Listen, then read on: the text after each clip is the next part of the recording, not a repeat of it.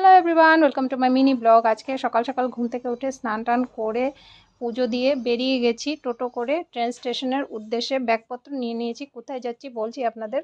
Train স্টেশনে এসে দেখি ট্রেন এসে গেছে, তাই জন্য দুইজনে উঠে বসে পড়লাম, আমি আর আমার হাজব্যান্ড। আর যেহেতু সকাল 6টার সময় বেরিয়ে এসেছি, ব্রেকফাস্ট বলতে কিছুই করিনি, সব নিয়ে এসেছিলাম। ট্রেনে বসে বসে দুইজনেই খেয়ে নিলাম। আর এভাবে ট্রেনে চলতে চলতে পৌঁছে গেলাম রঙ্গিয়া জংশন। রঙ্গিয়া জংশনে যেহেতু ট্রেনটা 10 মিনিট দাঁড়াবে, সেই জন্য আমার হাজব্যান্ড আমার জন্য দুটো সিঙ্গারা নিয়ে এসছে, সেটাও খেয়ে নিলাম। খেয়ে এখন বসে আছি। আর 10 মিনিট পর ট্রেনটাও ছেড়ে দিল। আর এখন অবশ্য আপনারা বুঝতে পারছেন আমি কোথায় এসেছি। হ্যাঁ, আমি এসেছি গুয়াহাটি। তো সরাইঘাট দিয়ে যাওয়ার সময় ব্রহ্মপুত্রের ভিউটাও এনজয় করলাম। কেন এসেছি গুয়াহাটি, সেটার জন্য তো আপনাদের লং ভিডিও দেখতে হবে।